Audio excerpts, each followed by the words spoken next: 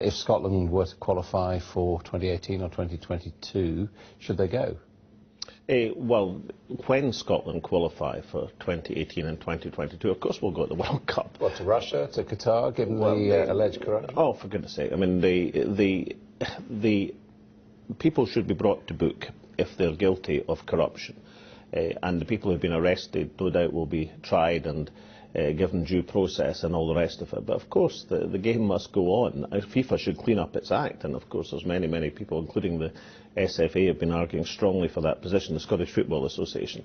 And I'm sure that that cleaning out the stables will have to take place. But you can't stop the tournaments, at least in my opinion, you can't stop. And you're happy with those countries hosting it? We're not happy if it proves to be the case that things haven't been done by due process, although the last time this issue surfaced, it turned out there was a whole range of countries that have been doing things. What I can tell you, incidentally, is that Scotland won the Commonwealth Games by impeccable due process and not by bribing anyone. No allegations on that part? Well, I wouldn't put it past you. Well, let's just talk about the politics of today's announcement. More powers for Scotland, but also the government saying tonight that it wants to move towards English votes for English laws, possibly without using primary legislation, a bill. Is that acceptable to you? Well, no, it's not. But can I just deal with the Scottish end of this first? The government has to show, and it didn't convince an all-party committee of the Scots Parliament in its initial proposals, that it was going to honour the Smith Commission.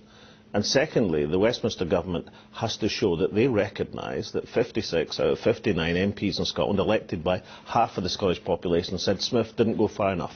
So there's two stages to this. Firstly, they've got to honour... That's accepted by the government. Well, they've got to honour the Smith Commission. I mean, they haven't even done that, according to an all-party committee of Scottish MSPs. And secondly, the Prime Minister, and the ball is firmly in his court, where it's been placed by the First Minister, the Prime Minister has to recognise that overwhelming mandate delivered by the Scottish people. Now, on the English votes for English laws, I'm sympathetic to English votes for English laws, but I'm not sympathetic to an idea that you can take a major constitutional process forward like some sort of thief in the night by merely amending the standing orders of the House of Commons. If you've got a proposal, then it deserves, if it's a serious proposal, to have primary legislation going through the House of Commons and the revising chamber in the normal way to be properly examined, not some quick fix and standing orders. Would you vote for it? Well, we don't know what it is yet, Adam.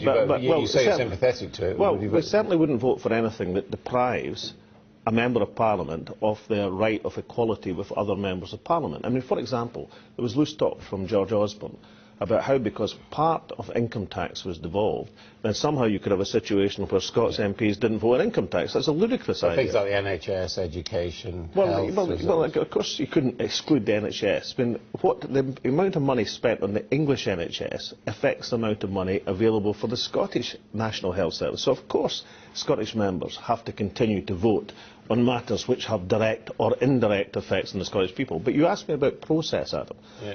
The idea that you can slip by a majority through in a standing order of the House of Commons a change to basic procedures is incredible. What happened? Let's say Adam Bolton was a Member of Parliament and I was a Prime Minister, a nefarious Prime Minister with a majority, and I wanted to stop Adam Bolton from being a thorn in my side, and I put through a standing order which said Adam Bolton, or the Honourable Member for Sky Television, is not allowed to speak in the place. You can't behave in that sort of way. You have to do things by proper due process, and I think the government's going to learn that over the next week or two.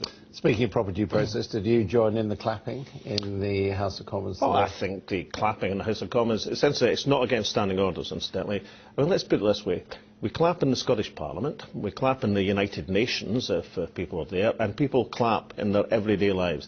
You know, I really do think it's time for the House of Commons to sort of accelerate through a few centuries and sort of catch up with the modern world. I mean, clapping just takes up time to no end, doesn't it? Well, I don't believe in taking up time, but I think people at home will wonder why it's appropriate in the House of Commons to wave order papers, go here, here, but it's not appropriate to show appreciation in a normal fashion. So you'll be going to the Speaker and saying we want to go on clapping? No, I'll be going to the Speaker and say that you've got dedicated members. I'll tell you something. Tonight I saw in the House of Commons 40 SNP MPs, and I counted 5 MPs in the Tory benches. Well, I mean, where are all these Tories? These victorious Tories their constituents should be asking.